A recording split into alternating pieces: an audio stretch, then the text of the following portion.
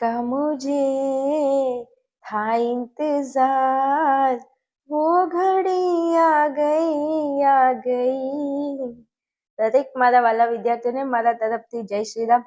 એકવાર તમે જે ભગવાન જે માતાજીને માનો છો એમનું નામ કોમેન્ટની અંદર લખી દેજો, એટલે મને મજો પડી જાય અને તમારું 2 દિવસ પછીનું 26 તારીખે તમારું જે પેપર છે એ પેપર તમારું સુપર ડુપર હિટ જવાનું છે। દરેક વિદ્યાર્થીને હું દિલથી આવકારું છું આપણા વિડીયોની અંદર। મને ખબર છે કે તમારું 26 તારીખે પેપર છે ઇકોનોમિક અર્થશાસ્ત્ર ધોરણ 12 કોમર્સ અને આર્ટ્સ આ બંને ફેકલ્ટીના જે વિદ્યાર્થીઓ છે એમનું 26 તારીખથી આપણી એક્ઝામની શરૂઆત થાય છે અને તમારો જે વિષય છે અર્થશાસ્ત્ર, આ અર્થશાસ્ત્રનું પેપરની શરૂઆત થાય છે। તમને એવું લાગી રહ્યું છે, તમે ચિંતામાં બેઠા છો કે હવે 2 દિવસ છે મારી જોડે, હું શું કરું શું ના કરું, તમને કાંઈ સૂઝતું નથી, કાંઈ ખબર જ નથી પડતી। તો કોઈ ચિંતા કરવાની જરૂર નથી, ગભરાવાની બિલકુલ જરૂર નથી। આર્યન ક્લાસીસની ચેનલ તમારી સાથે છે, હું તમારી સાથે છું, હું તમને સપોર્ટ કરું છું, આજ દિવસ સુધી સપોર્ટ કર્યો છે અને હવે પણ તમને બોર્ડની એક્ઝામની અંદર સપોર્ટ કરવાની છું। એ મારા વાલા વિદ્યાર્થીઓ જે આપણી ચેનલની અંદર રેગ્યુલરલી ભણે છે, ચેનલને ફોલો કરે છે, ચેનલને સપોર્ટ કરે છે, એવા વિદ્યાર્થીઓને જ્યારે મારે સપોર્ટ કરવો હોય તો હું એમના માટે શું કરી શકું? તો એવા દરેક મારા વાલા વિદ્યાર્થીઓ જે યુટ્યુબમાં હાલ મારો આ વિડીયો જોઈ રહ્યા છે, ચિંતામાં બેઠા છે, તો તમે એવું વિચારતા હશો કે 2 દિવસની અંદર હું એવું શું કરું જેથી હું પાસ થઈ જાઉં અથવા તો મારા સારા માર્ક અર્થશાસ્ત્રમાં આવી જાય। એક થોડી નોર્મલી તમને વાત કરી દઉં તો ગઈ સાલ ધોરણ 12 આર્ટ્સની જો વાત કરવામાં આવે કે કોમર્સની વાત કરવામાં આવે તો સૌથી વધારે નપાસ થવા વાળા વિદ્યાર્થીઓની સંખ્યાનો જે વિષય હતો એ અર્થશાસ્ત્રનો વિષય હતો। સૌથી વધારે વિદ્યાર્થીઓ અર્થશાસ્ત્રમાં ભાઈ ફેલ થાય છે, કારણ કે આ વિષય એક એવો છે કે જેમાં અચ્છા વિદ્યાર્થીઓને ફાંફા પડી જાય છે। શું તમે આ મૂંઝવણમાં જ બેઠા છો ને કે હું શું કરીશ જો નપાસ થઈશ? તો જો નપાસ થશો ને મારા વાલાઓ તો બહુ જ કાઠું પડશે, ફરીથી તૈયારી કરવાનું। અને જો નપાસ ન થવું હોય, જો સારા માર્ક લાવવા હોય તો તમારા માટે એક રામબાણ ઈલાજ મારી જોડે છે, જે ગુજરાતના હજારો વિદ્યાર્થીઓ આ કામ કરીને બેસી ગયા છે અર્થશાસ્ત્રમાં। શું તમે આમાંથી બાકાત રહી ગયા છો?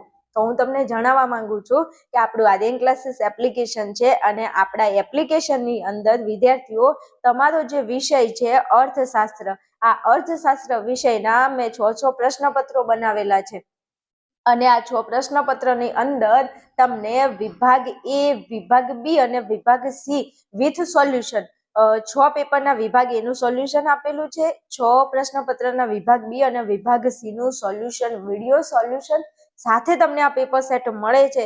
જો તમારે કોઈ ચિંતા ના કરવી હોય, કોઈ ટેન્શન ના લેવું હોય તો હજુ 2 દિવસનો ટાઈમ છે। 2 દિવસની અંદર તમારું મગજ કોઈ જગ્યાએ લગાયા વગર તમે આપણા આ 6 પ્રશ્નપત્રની ખાલી ને ખાલી તૈયારી કરી લેશો તો તમને એમાંથી 90 ગુણનું બેઠું પેપર મળી જવાનું છે। આપણા આ જે એપ્લિકેશનની અંદર આપણું જે અર્થશાસ્ત્ર વિષય આપણા જે સાહેબ ભણાવે છે, જે સર ભણાવે છે, એમની જોડે જે વિદ્યાર્થીઓ ઓફલાઈનમાં ભણે છે એમને બોર્ડની એક્ઝામમાં 100 માર્કના પેપરમાંથી 100 માંથી 100 ગુણ આવ્યા છે વિદ્યાર્થીઓને। ઘણા વિદ્યાર્થીઓ એવા છે જેમને 100 માંથી 99, 95 માર્ક આવેલા છે, તો એમના અનુભવના આધારે આ પેપર સેટ ડિઝાઇન કરેલો છે। એટલે જો કોઈ ચિંતા ના કરવી હોય, કોઈ ટેન્શન ન લેવું હોય તો તમે ફટાફટ આપણા એપ્લિકેશનને ડાઉનલોડ કરી લો। આ વિડીયોની નીચે ડિસ્ક્રિપ્શનમાં એપ્લિકેશનની લિંક આપેલી છે, લિંક ઉપર જઈને આ તમે આપણું એપ્લિકેશન ડાઉનલોડ કરી રજીસ્ટર કરી લો અને આ પેપર સેટ ખરીદીને તમે ભણી શકો છો। એકદમ નોર્મલ પ્રાઇસ 99 રૂપિયાની અંદર તમને આખો પેપર સેટ મળી જાય છે એબીસી ના સોલ્યુશન સાથે। કહેવાય ને કે પીઝા કરતા ઓછી પ્રાઇસની અંદર ઓનલી ફોર 99 માં 6 પેપર એની સાથે એબીસી નું સોલ્યુશન પણ તમને મળી જાય છે। હવે બધી વાત સાચી, પણ બેન અમારે તમારી જોડે કોન્ટેક્ટ કેવી રીતે કરવો? તો અહીંયા તમને સરસ મજાનો મારો કોન્ટેક્ટ નંબર આપેલો છે, આ નંબર ઉપર તમે મને ફોન મેસેજ કરીને વધારે માહિતી મેળવી શકો છો। ઓકે મારા વાલાઓ, ચલો કોઈ વધારે હવે ડિસ્કસ નહીં, ફટાફટ તમે આ વિડીયોની અંદર આગળ વધવાનો છો। એકવાર વિડીયોને અંત સુધી જોઈ લેજો, જો તમને આ વિડીયોની અંદર 1000% કોન્ફિડન્સ આવી જશે કે નહીં, વિડીયોની અંદર સરે જે ભણાવ્યું છે ને એ બેસ્ટ ભણાવ્યું છે અને એવી રીતે ભણાવ્યું છે, ભણાવવા ખાતર નથી ભણાવ્યું, તમને યાદ કેવી રીતે રહી જાય ને એની પૂરેપૂરી કોશિશ આ વિડીયોની અંદર કરવામાં આવી છે। જો વિડીયો ન ગમે ને તો હું તમને એવું કહેવા માંગુ છું કે મારી ચેનલને તમે સબસ્ક્રાઇબ કરી લેજો, પણ વિડીયોની અંદર એકવાર બન્યા રહેજો, જોઈ લેજો કે તમને કયા લેવલનું ભણાવવામાં આવે છે. ઓકે, ચાલો શરૂઆત કરો, ફટાફટ કન્ટિન્યુ કરો, વિડીયોની અંદર આગળ વધો. આ વિડીયોની અંદર આપણે પ્રશ્નપત્ર 3 નો વિભાગ બી નું સોલ્યુશન કરીશું. તો ખાસ તમે પ્રશ્નપત્ર 3 નો વિભાગ બી જોતા હોય તો ખાસ એના પહેલા પ્રશ્નપત્ર 1 અને પ્રશ્નપત્ર 2 નો તમે વિભાગ બી નું સોલ્યુશન કરજો. સમજો, બીજું એકલો વિડીયો જોઈને છોડી ના દેતા, એની સાથે સાથે તમે લખવાનું ચાલુ રાખજો. જ્યાં સુધી એક પ્રશ્નપત્ર ના પતે ત્યાં સુધી આગળના પ્રશ્નપત્રની અંદર વિડીયો જોવો નહીં. એ પ્રશ્નપત્ર કમ્પ્લીટ થાય, એકવાર વિડીયો જુઓ, 2 વાર જુઓ, 3 વાર જુઓ, 4 વાર જુઓ. જ્યાં સુધી બધા પ્રશ્નો કમ્પ્લીટ ના થાય ત્યાં સુધી આગળના પ્રશ્નપત્રમાં આવવું નહીં. ક્લિયર? ચલો, હવે આપણે વધારે વાત નથી કરવી, સીધા આપણા પ્રશ્નપત્ર ઉપર આવતા રહીશું. પ્રશ્નપત્રની અંદર અહીંયા આપણું પ્રશ્નપત્ર જે 3 છે, આ પ્રશ્નપત્ર 3 નો આપણે વિભાગ બી જોઈશું. શું કીધું છે કે નીચે આપેલા 21 થી 30 પ્રશ્નોના ઉત્તર 1-2 વાક્યમાં લખો, પ્રત્યેકનો 1 ગુણ ને 10 ગુણનો આપણો વિભાગ છે. બીજું અહીંયા આપણે ફટાફટ પેલા પ્રશ્નો જોઈ લેશે, પછી એનું સોલ્યુશન જોઈશું. પ્રશ્ન નંબર 21 માં આકૃતિ એટલે શું, 22 માં છે જીવનનો ભૌતિક ગુણવત્તાનો આંક, 23 માં છે આરબીઆઈ ની સ્થાપના અને એનું રાષ્ટ્રીયકરણ ક્યારે કરવામાં આવ્યું, 24 માં છે સાપેક્ષ ગરીબીનો અર્થ છે, 25 માં પ્રસન્ન બેરોજગારીનો અર્થ છે, 26 માં છે નાબાર્ડનું પૂરું નામ લખવાનું છે, 26 માં હુંડિયામણનો દર એટલે શું. આગળ નેક્સ્ટ 28 માં પ્રશ્નમાં કીધું છે ભારતમાં કેટલા વિશેષ આર્થિક વિસ્તાર છે તેના નામ જણાવો, આંતરિક સ્થળાંતર અને આંતરરાષ્ટ્રીય સ્થળાંતર કોને કહેવામાં આવે છે, પછી આગળ છે પાક સંરક્ષણ એટલે શું. તો આ છે આપણા વિભાગ બી ના પ્રશ્નો. એના પછી ફટાફટ આપણે એના સોલ્યુશન ઉપર જતા રહીશું. ચલો વિદ્યાર્થી મિત્રો, હવે અહીંયા જોશો તો તમે પ્રશ્નપત્ર આપણું 3 છે. આમાં Aryan classes board paper set 2026 વિભાગ બી નું સોલ્યુશન. ચલો અહીંયા આપણે જોઈશું કે નીચે આપેલા 21 થી 30 પ્રશ્નોના ઉત્તર 1-2 વાક્યમાં લખો, પ્રત્યેકનો 1 ગુણ ને 10 ગુણનો આપણો વિભાગ છે. હવે તમને મેં આગળ જે પ્રશ્નો બતાવ્યા હતા, હવે આપણે એનું સોલ્યુશન અહીંયા જોઈશું. અને સોલ્યુશનની અંદર આપણો પ્રશ્ન નંબર 21 છે, તો આકૃતિ એટલે શું. હવે આ પ્રશ્ન તમે જુઓ કેટલી વાર પૂછાયેલો છે. ક્લિયર? હવે આકૃતિની આપણે વ્યાખ્યા જોવાની છે, તો એનું સોલ્યુશન અહીંયા લખેલું છે, અવલોકિત માહિતીનું ચિત્ર દ્વારા પ્રતિનિધિત્વ એટલે આકૃતિ. અવલોકિત જે માહિતી છે, આ માહિતીનું ચિત્ર દ્વારા પ્રતિનિધિત્વ એટલે આકૃતિ. અવલોકિત જે માહિતી છે, આ અવલોકિત માહિતીનું ચિત્ર દ્વારા જે પ્રતિનિધિત્વ કરે છે તેને આકૃતિ કહેવામાં આવે છે. ચલો આગળ એના પછી પ્રશ્ન નંબર આપણો 22 છે, જીવનની ભૌતિક ગુણવત્તાનો આંક કોણે રજૂ કર્યો હતો. આ પ્રશ્ન તમે જો માર્ચ 19 માં, 22 માં, જુલાઈ 23 માં પૂછાયેલો છે. જીવનની ભૌતિક ગુણવત્તાનો આંક કોણે રજૂ કર્યો હતો, તો જીવનની ભૌતિક ગુણવત્તાનો આંક ડેવિસ મોરિસે રજૂ કર્યો હતો. જીવનની ભૌતિક ગુણવત્તાનો આંક જેને PQLI કહેવાય છે, એને શું કહેવાય છે, PQLI. આ PQLI કોને રજૂ કર્યો હતો, તો જવાબ આવશે ડેવિસ મોરિસ. જીવનની ભૌતિક ગુણવત્તાનો આંક કોને રજૂ કર્યો હતો, તો જીવનની ભૌતિક ગુણવત્તાનો આંકોને ડેવિસ મોરિસે રજૂ કર્યો હતો. ચલો આગળ વાત કરીએ તો પ્રશ્ન નંબર આપણો 23 છે, આરબીઆઈ ની સ્થાપના અને તેનું રાષ્ટ્રીયકરણ ક્યારે કરવામાં આવ્યું. આરબીઆઈ ની સ્થાપના અને એનું રાષ્ટ્રીયકરણ ક્યારે કરવામાં આવ્યું. પ્રશ્ન તમે જો પૂછાયેલો ક્વેશ્ચન છે, તો અહીંયા જોઈશું કે રિઝર્વ બેંક ઓફ ઇન્ડિયા એટલે આરબીઆઈ નું પૂરું નામ છે રિઝર્વ બેંક ઓફ ઇન્ડિયા. પહેલા આપણે એની સ્થાપના જોઈશું, તો એની સ્થાપના ક્યારે થઈ હતી, 1 એપ્રિલ 1935 માં. આરબીઆઈ ની સ્થાપના ક્યારે કરવામાં આવી હતી, 1 એપ્રિલ 1935 માં. બીજું આપણે વિભાગીના સોલ્યુશનની અંદર આ પ્રશ્ન ઓલરેડી આઈએમપી આવી ગયો છે કે આરબીઆઈ ની સ્થાપના ક્યારે થઈ હતી, 1 એપ્રિલ 1935.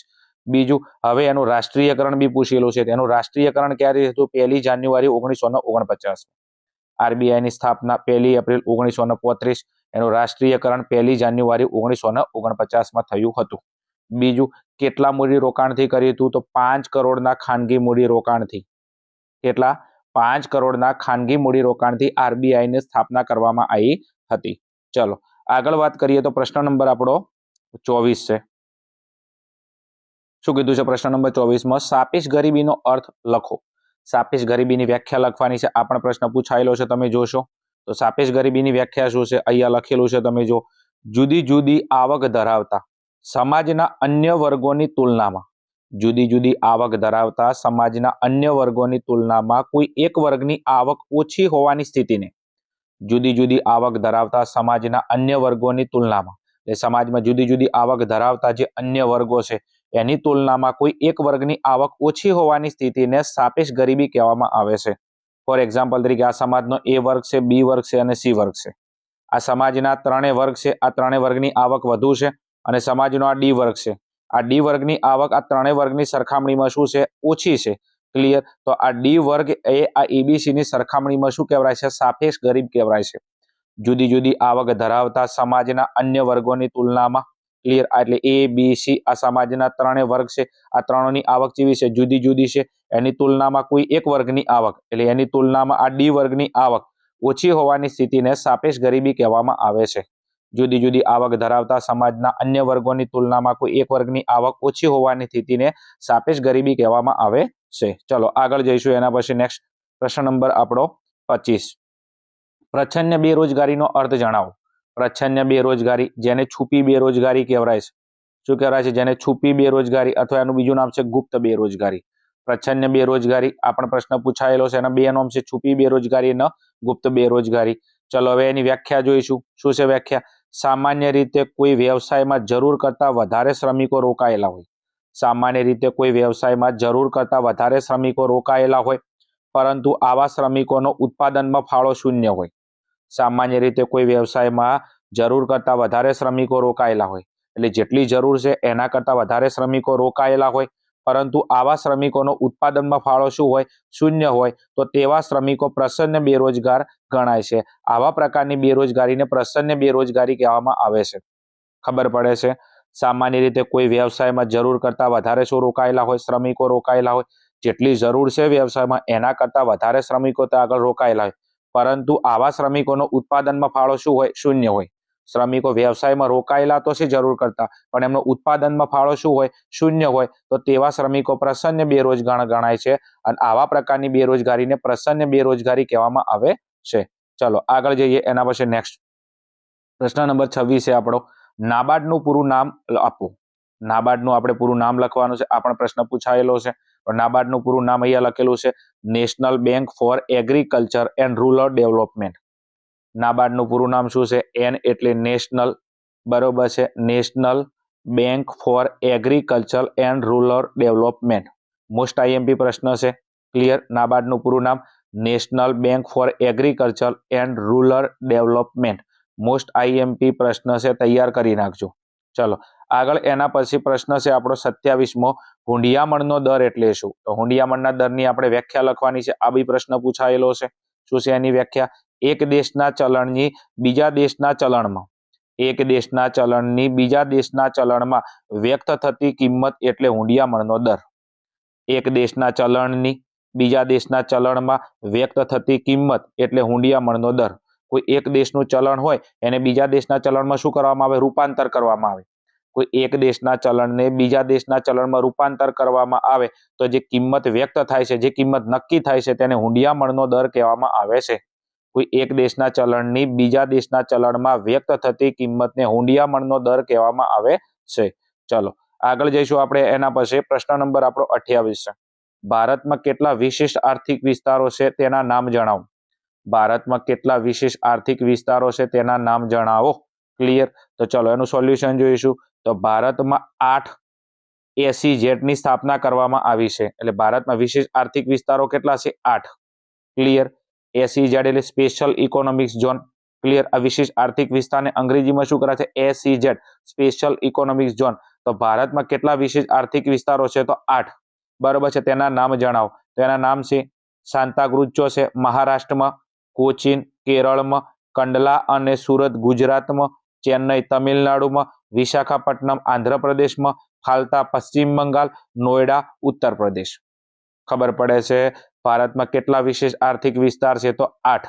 ઓકે. કયા કયા? સાંતાક્રુઝ મહારાષ્ટ્રમાં. IMCQ લેવલ, સ્ટાર લેવલનો પ્રશ્ન છે. સાંતાક્રુઝ છે મહારાષ્ટ્રમાં, કોચીન કેરળ, કંડલા અને સુરત ગુજરાતમાં, ચેન્નઈ તમિલનાડુમાં, વિશાખાપટ્ટનમ આંધ્રપ્રદેશ, ફાલતા પશ્ચિમ બંગાળ, નોઈડા ઉત્તર પ્રદેશ. તો ભારતની અંદર આવા કેટલા આવેલા છે? 8 શું આવેલા છે? SEZ આવેલા છે. Okay, done. ચલો એના પછી આગળ જવું છે પ્રશ્ન નંબર 29 ઉપર. આંતરિક સ્થળાંતર અને આંતરરાષ્ટ્રીય સ્થળાંતર કોને કહેવાય છે? આંતરિક સ્થળાંતર અને આંતરરાષ્ટ્રીય સ્થળાંતર કોને કહેવાય છે? ક્લિયર? ચલો હવે આપણે બંનેની વ્યાખ્યા જોઈએ. પહેલા જોઈએ આપણે આંતરિક સ્થળાંતરની. શું કીધું છે આંતરિક સ્થળાંતરની અંદર? અહીંયા જોઈશું. દેશની ભૌગોલિક હદમાં એક સ્થળેથી બીજા સ્થળે થતા સ્થળાંતરને આંતરિક સ્થળાંતર કહેવામાં આવે છે. દેશની ભૌગોલિક હદમાં એટલે દેશની સરહદની અંદર, જે દેશની ભૌગોલિક સીમા હોય એની હદમાં એટલે એની અંદર દેશની ભૌગોલિક હદમાં એક સ્થળેથી બીજા સ્થળે થતા સ્થળાંતરને આંતરિક સ્થળાંતર કહેવામાં આવે છે. એટલે દેશની જે ભૌગોલિક સીમા હોય, કોઈ પણ દેશ હોય એની ભૌગોલિક સીમા એક હદ હોય, આ હદની અંદર એક સ્થળેથી બીજા સ્થળે થતા સ્થળાંતરને આંતરિક સ્થળાંતર કહેવામાં આવે છે. ચલો એના પછી આંતરરાષ્ટ્રીય સ્થળાંતરની વ્યાખ્યા છે. એક દેશમાંથી બીજા દેશમાં થતા સ્થળાંતરને આંતરરાષ્ટ્રીય સ્થળાંતર કહેવામાં આવે છે.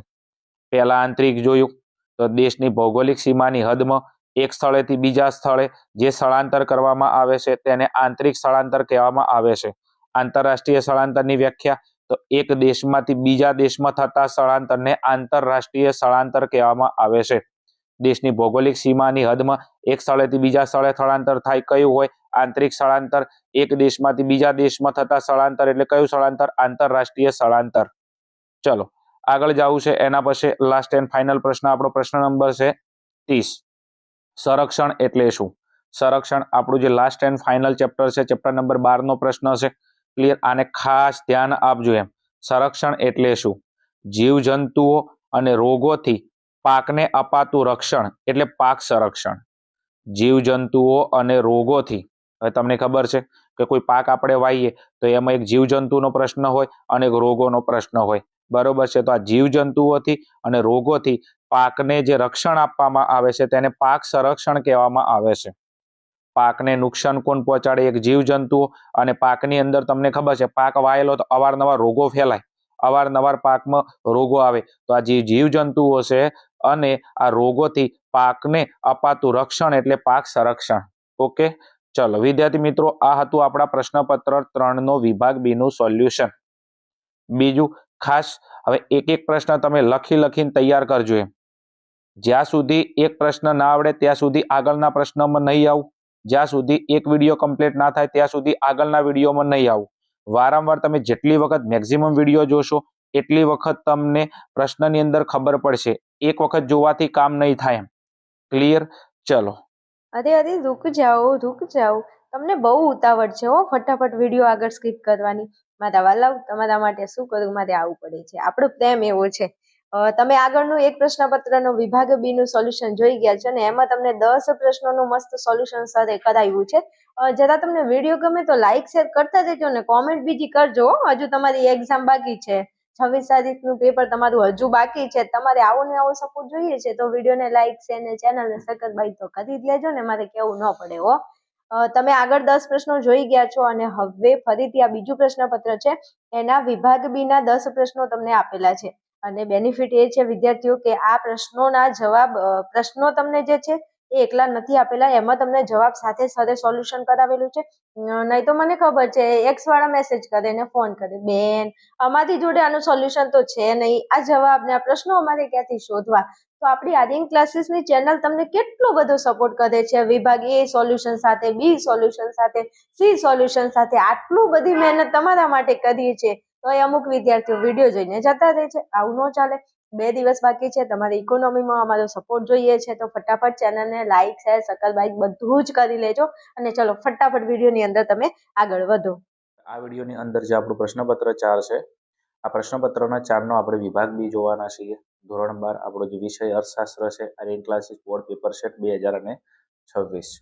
આઈ હોપ, આશા રાખું છું કે તમે દરેકે દરેક વિડીયોને જોઈ અને દરેકે દરેક વિડીયોની નોટ બનાવી છે અને એની સરસ મજાની તૈયારી કરી નાખી હશે. બીજું વિભાગ ABC ને છોડીને બાકીના જે વિભાગ છે ડી અને ઈની, એને તમને આપણા પ્રશ્નપત્રમાં જે આઈએમપી ક્વેશ્ચન આપેલા છે ખાસ તમે એની તૈયારી ચાલુ કરી દેજો. ઓકે, ડી અને ઈના પ્રશ્નો તમને આઈએમપી બધા જ આપી દીધેલા છે. એના બહારનો એક પણ પ્રશ્ન નહીં આવે તો હું બેઠો છું. તો તમે જે પ્રશ્નપત્રની અંદર પ્રશ્નો આપેલા છે દરેકે દરેક પ્રશ્નોની તૈયારી કરી લેશો. ઓકે, ચલો હડો. હવે આપણે જોઈએ છે વિભાગ પ્રશ્નપત્ર 4 ની અંદર વિભાગ બી. ચલો શું છે સૂચના? અહીંયા જોશો તો નીચે આપેલા 21 થી 30 પ્રશ્નોના ઉત્તર 1-2 વાક્યમાં લખો, પ્રત્યેકનો 1 ગુણ. ચલો જોઈશું એની અંદર આપણો પ્રશ્ન નંબર 21, વૃતાંશ આકૃતિ એટલે શું? તો વૃતાંશ આકૃતિની વ્યાખ્યા લખવાની છે. શું છે એની વ્યાખ્યા જોશું તો કુલ માહિતીના પેટા વિભાગોને વર્તુળના અંશના પ્રમાણમાં દર્શાવતી કુલ માહિતીના પેટા વિભાગોને, પહેલો ભાગ આટલો પાડી નાખો, કુલ માહિતીના પેટા વિભાગોને વર્તુળના અંશના પ્રમાણમાં દર્શાવતી, જો વર્તુળના અંશના પ્રમાણમાં દર્શાવતી આકૃતિને વૃતાંશ આકૃતિ કહેવામાં આવે છે. થઈ જાય, બે ટુકડા પાડો. ક્લિયર? કુલ માહિતીના પેટા વિભાગોને વર્તુળના અંશના પ્રમાણમાં દર્શાવતી આકૃતિને, કૂતરી નહીં લે, આકૃતિ હે, આકૃતિને શું કહેવામાં આવે છે? વૃતાંશ આકૃતિ કહેવામાં આવે છે. જે કુલ માહિતી હોય એના પેટા વિભાગ પાડવાના, વર્તુળના અંશના પ્રમાણમાં દર્શાવતી આકૃતિને વૃતાંશ આકૃતિ કહેવામાં આવે છે. ચલો આગળ જઈશું. નેક્સ્ટ ચલો વિભાગ બી નો આપણો પ્રશ્ન નંબર જે 22 છે, આર્થિક વિકાસનો અર્થ આપો. હવે આપણું જે ચેપ્ટર નંબર 2 છે, આ ચેપ્ટર નંબર 2 નો પ્રશ્ન છે, આર્થિક વૃદ્ધિ અને વિકાસનો પ્રશ્ન ઓલરેડી પૂછાઈ ગયેલો છે. શું છે એની વ્યાખ્યા? આર્થિક વિકાસ એટલે સમયના લાંબા ગાળામાં, આર્થિક વિકાસ એટલે સમયના લાંબા ગાળામાં. તો આર્થિક વિકાસમાં કયો સમયગાળો લેવામાં આવે છે? લાંબો સમયગાળો લેવામાં આવે છે. આવકના વધારાની સાથે શું, એટલે કે સમયના લાંબા ગાળામાં આવકનો શું થવો જોઈએ? વધારો થવો જોઈએ. આ વધારાની સાથે સાથે અર્થતંત્રમાં વસ્તીની સુખાકારીમાં થતો વધારો, એટલે સમયના લાંબા ગાળાની અંદર આવકની અંદર જે વધારો થાય છે, આ આવક વધવાની સાથે સાથે અર્થતંત્રની જે વસ્તી છે, આ વસ્તીની સુખાકારીમાં શું થવો જોઈએ? વધારો થવો જોઈએ. એને શું કહેવામાં આવશે? આર્થિક વિકાસ કહેવામાં આવે છે. આર્થિક વિકાસમાં એક સમયનો લાંબો ગાળો છે. આ સમયના લાંબા ગાળાની અંદર આવકમાં પણ વધારો થવો જોઈએ અને આવકની સાથે સાથે વસ્તીની જે સુખાકારી છે આની અંદર પણ વધારો થવો જોઈએ, તો એને ખરેખર આર્થિક વિકાસ કહેવાય. ઓકે, ચલો આગળ નેક્સ્ટ. ચલો એના પછી આપણો પ્રશ્ન નંબર જે 23 છે, જોઈએ શું છે પ્રશ્ન નંબર 23. વિશ્વની સૌપ્રથમ બેંક કયા દેશમાં ક્યારે સ્થપાયેલી છે? વિશ્વની સૌપ્રથમ બેંક, એટલે વિશ્વની સૌપ્રથમ બેંક કયા દેશમાં સ્થપાઈ છે અને ક્યારે સ્થપાઈ છે તે બેંકનું નામ જણાવો. મોસ્ટ આઈએમપી જે આપણો ચેપ્ટર નંબર 4 છે, બેન્કિંગ અને નાણાકીય નીતિ, એનો ક્વેશ્ચન છે. તો વિશ્વની સૌપ્રથમ બેંક સ્પેનમાં, વિશ્વની સૌપ્રથમ બેંક કયા દેશમાં? તો સ્પેન દેશમાં. ક્યારે સ્થપાયેલી છે? તો 1401માં સ્થપાયેલી છે. તે બેંકનું નામ જણાવો. તો વિશ્વની સૌપ્રથમ બેંક કઈ છે? Bank of Barcelona. કઈ છે? Bank of Barcelona. સૌપ્રથમ બેંક કઈ? તો બેંક ઓફ બાર્સિલોના. કયા દેશમાં? સ્પેનમાં 1401માં. બીજું, આ તમારો જે વિભાગ એ છે, આ વિભાગ એ ની અંદર ઓલરેડી આ પ્રશ્ન આવી ગયો છે કે વિશ્વની સૌપ્રથમ બેંક કઈ? Bank of Barcelona. વિશ્વની સૌપ્રથમ બેંક કયા દેશમાં સ્થાપવામાં આવી હતી? તો સ્પેનની અંદર સ્થાપવામાં આવી હતી. વિશ્વની સૌપ્રથમ બેંક ક્યારે સ્થાપવામાં આવી? તો 1401. સાલ પૂછે તો 1401, દેશ પૂછે તો સ્પેન અને બેંક પૂછે તો bank of Barcelona. Most IMP star વાળો પ્રશ્ન છે. આ 3 પ્રશ્નો તમારા વિભાગ એની અંદર મેં સોલ્યુશનમાં આપેલા છે. ચલો આગળ જાવું છે. નેક્સ્ટ આગળ વાત કરીએ તો પ્રશ્ન નંબર 24 છે, નિરપેક્ષ ગરીબી એટલે શું? તેને બીજા કયા નામથી ઓળખાય છે? પ્રશ્ન પૂછાયેલો છે. તો નિરપેક્ષ ગરીબીની વ્યાખ્યા, નિરપેક્ષ ગરીબીને બીજા કયા નામે ઓળખાય છે? આપણું ચેપ્ટર નંબર 5 છે, આપણું ગરીબી એનો ક્વેશ્ચન છે. ચલો જોઈએ આપણે નિરપેક્ષ ગરીબીની વ્યાખ્યા. શું કીધું છે? ગરીબી રેખાથી ઓછી આવક કે ઓછો ખર્ચ ધરાવતો વર્ગ, ગરીબી રેખાથી ઓછી આવક કે ઓછો ખર્ચ ધરાવતો વર્ગ નિરપેક્ષ ગરીબ કહેવાય. હવે ગરીબી રેખા માટે તમને ખબર છે, એક આવકની સપાટી હોય અને ખર્ચની સપાટી હોય. ગરીબી રેખા માટે બરોબર છે, એક આવક નક્કી કરેલી, અમુક ખર્ચ નક્કી કરેલ હોય. આ જે આવક નક્કી કરી એના કરતા ઓછી આવક કે ઓછો ખર્ચ કોઈ વર્ગ ધરાવતો હોય તો એને શું કહેવામાં આવે છે? નિરપેક્ષ ગરીબ કહેવામાં આવે છે. તો ગરીબી રેખાથી ઓછી આવક કે ઓછો ખર્ચ ધરાવતો વર્ગ નિરપેક્ષ ગરીબ કહેવાય. ક્લિયર? એટલે ગરીબી માટે અમુક આવક નક્કી કરેલી છે, અમુક ખર્ચ નક્કી કરેલો છે. એ આવક એ ખર્ચ કરતા પણ કોઈ વર્ગ ઓછી આવક કે ઓછો ખર્ચ ધરાવતો હોય તો નિરપેક્ષ ગરીબ કહેવામાં આવે છે. ચલો એનું બીજું નામ કીધું હતું કે નિરપેક્ષ ગરીબીને બીજા કયા નામે ઓળખાય છે? તો નિરપેક્ષ ગરીબીને સંપૂર્ણ ગરીબી તરીકે પણ ઓળખવામાં આવે છે. નિરપેક્ષ ગરીબીને બીજા કયા નામે? તો સંપૂર્ણ ગરીબી તરીકે ઓળખવામાં આવે છે. ચલો આગળ જઈશું. એના પછી પ્રશ્ન નંબર આપણો જે 25 છે. ચલો પ્રશ્ન નંબર 25 માં શું કીધું છે? દીનદયાળ ઉપાધ્યાય ગ્રામ જ્યોતિ યોજનાનો મુખ્ય ઉદ્દેશ જણાવો. દીનદયાળ ઉપાધ્યાય ગ્રામ જ્યોતિ. હવે ગ્રામ જ્યોતિ, જ્યોતિ એટલે વીજળી લેવલની કોઈક યોજના છે. ક્લિયર? આ યોજનાનો મુખ્ય ઉદ્દેશ શું છે? આ પ્રશ્ન તમે જો 2 વાર બોર્ડમાં પૂછાયેલો છે. તો અહીંયા લખેલું છે, દીનદયાળ ઉપાધ્યાય ગ્રામ જ્યોતિ યોજનાનો ઉદ્દેશ ગ્રામ્ય વિસ્તારમાં 24/7 સતત વીજળીની સેવા ઉપલબ્ધ કરવાનો છે. દીનદયાળ ગ્રામ જ્યોતિ યોજનાનો ઉદ્દેશ ગ્રામ્ય વિસ્તાર, તો પહેલા આ યોજના સ્પેશિયલ જે લોકો ગ્રામીણ વિસ્તારની અંદર રહે છે એમના માટે આ યોજના છે, એટલે શહેરી વિસ્તાર માટે આ યોજના નથી. 24 ગુણ્યા 7 એટલે 24 કલાક અને 7 દિવસ સતત વીજળીની શું મળે? સેવા મળે. આવો ઉદ્દેશ કોનો છે? તો દીનદયાળ ગ્રામ જ્યોતિ ઉપાધ્યાય યોજનાનો. પાકું. આ યોજનાનો ઉદ્દેશ કે જે લોકો ગ્રામીણ વિસ્તારમાં રહે છે, જે લોકો ગરીબ છે, એમને 24 કલાક અને 7 દિવસ વીજળીની શું મળે? સતત સેવા મળે. એનો ઉદ્દેશ કોનો હતો? દીનદયાળ ઉપાધ્યાય ગ્રામ જ્યોતિ યોજના. ઓકે, 24 ગુણ્યા 7 ગ્રામ્ય વિસ્તાર યાદ રાખજો. વીજળીની સતત શું મળે? સેવા મળે. નેક્સ્ટ આગળ. અરે અરે અરે અરે મુન્ના, રૂકો જરા, સબર કરો મેરે દોસ્ત. તમે આગળ 5 મિનિટનો વિડીયો સ્કીપ કરીને આવ્યા છો એટલે મારે અહીંયા ફરીથી આવવું પડ્યું. શું કરું? મને તમારી બહુ ચિંતા થાય છે, કારણ કે તમારી પરીક્ષા નજીક છે, એક્ઝામને 2 દિવસ છે ને તમે યાર વિડીયો સ્કીપ કરી લીધો એટલે મારે ફરી આવવું પડ્યું. તમે હાલ જે વિડીયો જોઈ રહ્યા છો ને એ ડેમો વિડીયો છે, પણ શેનો ડેમો વિડીયો છે એ તો અમને કયો. તો આપણે આર્યન ક્લાસીસ એપ્લિકેશનમાં વિદ્યાર્થીઓ અર્થશાસ્ત્રનો 6 પ્રશ્નપત્રનો પેપર સેટ છે અને આ પેપર સેટની અંદરથી જે 6 પ્રશ્નપત્રનું સોલ્યુશન આપેલું છે એનો જ આ એક વિડીયો તમે જોઈ રહ્યા છો, ડેમો વિડીયો. આપણા એપ્લિકેશનમાં 6 પેપર જે છે એના વિભાગ ABC નું વિડીયોનું સોલ્યુશન સેમ એ જ આ જે વિડીયોમાં તમે જોઈ રહ્યા છો એ જ રીતે 6 પેપરનું વિભાગ A, વિભાગ B અને વિભાગ C નું સોલ્યુશન કરાવેલું છે. તમે એમ કહું છું કે તમે યુટ્યુબમાં એક વિડીયો જુઓ, બીજો જુઓ, ત્રીજો જુઓ, બધા વિડીયો તમે જો કરશો તો તમે તૈયારી ક્યારે કરશો?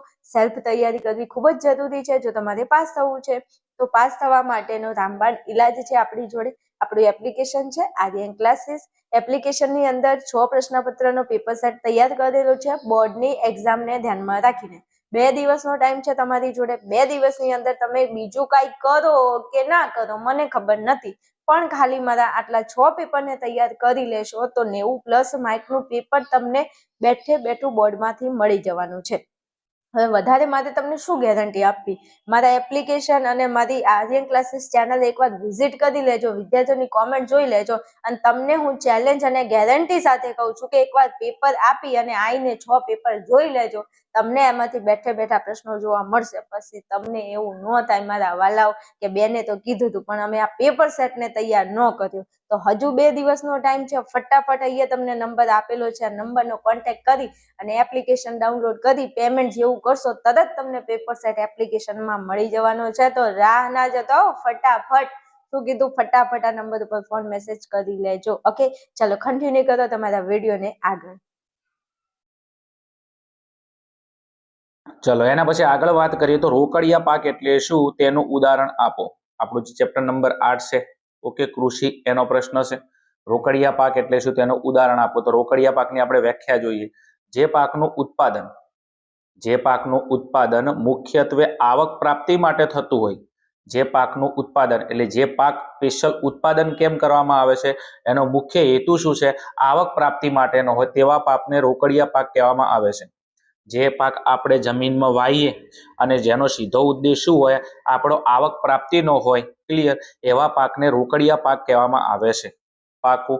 આપણે જમીનની અંદર કૃષિમાં કોઈ પાક વાવીએ, એનું ઉત્પાદન કરીએ અને એનો મુખ્ય હેતુ શેનો હોય?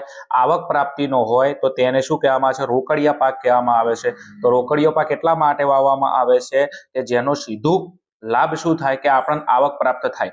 એટલે પાક વાવીએ, ઉત્પાદન થાય, બજારમાં ભરાવા અને આપણી સીધી આવક પ્રાપ્ત થાય, એના માટે જ આ રોકડિયો પાક વાવવામાં આવે છે. હવે આગળ એમ કહે છે કે રોકડિયા પાકના ઉદાહરણ આપો. આ મોસ્ટ ટાઈમથી વિભાગ એનો પ્રશ્ન છે. ઓલરેડી આવી ગયેલો પ્રશ્ન છે, તૈયાર કરજો. વિભાગ એમાં પૂછાય છે કે નીચેનામાંથી કયો રોકડિયો પાક છે, નીચેનામાંથી કયો રોકડિયો પાક નથી. ચલો એનું ઉદાહરણ જોઈએ આપણે. તો અહીંયા લખેલું છે જો રોકડિયા પાકના ઉદાહરણો: મગફળી, તલ, એરંડો, અળસી, શેરડી, કપાસ, રબર, શણ વગેરે. આ બધા કયા પાકો છે? રોકડિયા પાકો છે. આ મગફળી સ્પેશિયલ એનું ઉત્પાદન થાય, એને સીધું બજારમાં ભરાઈ દેવાનું, સીધી આવક પ્રાપ્ત થાય. તલ ઉત્પાદન કરવાનું, આવક સીધું બજારમાં એને મૂકી દેવાનું, બરોબર છે, ભરાઈ દેવાનું તો સીધી આવક પ્રાપ્ત થાય. એરંડો છે, અળસી છે, શેરડી છે, કપાસ છે, રબર છે, ક્ષણ છે. ક્લિયર? તમને એવો પ્રશ્ન પૂછા કે નીચેનામાંથી કયો રોકડિયો પાક છે, બરોબર છે, તો આ બધા રોકડિયા પાકના ઉદાહરણ છે. ક્લિયર? નીચેનામાંથી કયો રોકડિયો પાક નથી, તો આને છોડીને કોઈ જવાબ આલે તો રોકડિયો પાક નથી. તૈયાર કરજો, સ્ટાર વાળો પ્રશ્ન છે. ચલો આગળ નેક્સ્ટ. એના પછી આગળ પ્રશ્ન નંબર 27 કીધું છે વિદેશી વેપારમાં ઉત્પાદનનું કયું સાધન વધુ ગતિશીલ બન્યું છે? વિદેશી વેપારમાં ઉત્પાદનનું કયું સાધન વધુ ગતિશીલ બન્યું છે? ક્લિયર. તેનો જવાબ આવશે કે વર્તમાન સમયમાં વિદેશી વેપારમાં મૂડી ઉત્પાદનનું વધુ ગતિશીલ સાધન બન્યું છે. તો તમારો જવાબ શું આવશે? મૂડી ઉત્પાદનનું વધુ ગતિશીલ સાધન પૂછે તો કયું? મૂડી. વધુ ગતિશીલ એટલે એક જગ્યાએથી વધારે જગ્યાએ અત્યારે ટ્રાન્સફર થઈ રહ્યું છે, એક જગ્યાએથી બીજી જગ્યાએ બરોબર છે જઈ રહ્યું છે, તો કયો જવાબ આવશે? મૂડી. ઉત્પાદનનું કયું સાધન વધુ ગતિશીલ બન્યું છે? તો જવાબ આવશે મૂડી. હવે આ જે વધુ છે બેટા એની જગ્યાએ તમને ઓછું પૂછાય. શું પૂછાય? ઓછું પૂછાય તો તમારો જવાબ આવશે શ્રમ. જવાબ શું આવશે? શ્રમ. વિદેશી વેપારમાં ઉત્પાદનનું કયું સાધન ઓછું ગતિશીલ બન્યું છે? તો જવાબ આવશે શ્રમ. પાકું. વધુ ગતિશીલ પૂછે તો જવાબ આવશે મૂડી, ઓછું ગતિશીલ પૂછે તો શ્રમ. આ પ્રશ્ન ઓલરેડી તમારો જે વિભાગ એ છે એની અંદર આવી ગયો છે. હવે આની અંદર હજી એક ત્રીજો પ્રશ્ન પૂછાય છે. વધુ પૂછે તો મૂડી, ઓછું પૂછે તો શ્રમ. ક્લિયર. હજી ત્રીજો પ્રશ્ન પૂછાય કે વિદેશી વેપારમાં ઉત્પાદનના કયા સાધનની ભૌગોલિક ગતિશીલતા શૂન્ય હોય છે? ભૌગોલિક ગતિશીલતા શૂન્ય હોય છે તો તમારો જવાબ આવશે જમીન. કયો જવાબ આવશે? જમીન. વધુ ગતિશીલ પૂછે તો મૂડી, ઓછું ગતિશીલ પૂછે તો શ્રમ, અને જેની ભૌગોલિક ગતિશીલતા શૂન્ય હોય છે તો તમારો જવાબ આવશે શ્રમ, જમીન. ઓકે, ચલો આગળ જાવ છે નેક્સ્ટ. એના પછી આપણો પ્રશ્ન નંબર 28 છે, ગૃહ ઉદ્યોગનો અર્થ સમજાવો. એટલે ગૃહ ઉદ્યોગની આપણે વ્યાખ્યા આપવાની છે. શું છે વ્યાખ્યા? પ્રશ્ન ઓલરેડી પૂછાઈ ગયેલો છે. વીજળી યંત્રોનો ઉપયોગ વિના, વીજળી યંત્રોનો ઉપયોગ વિના, એટલે કે આ ઉદ્યોગમાં વીજળીની જરૂર પડતી નથી, યંત્રોની જરૂર પડતી નથી, કે વીજળી યંત્રોના ઉપયોગ વિના સાદા ઓજારો વડે નહિવત મૂડી રોકાણથી કુટુંબના સભ્યો દ્વારા ચાલતા ઉદ્યોગને ગૃહ ઉદ્યોગ કહેવામાં આવે છે.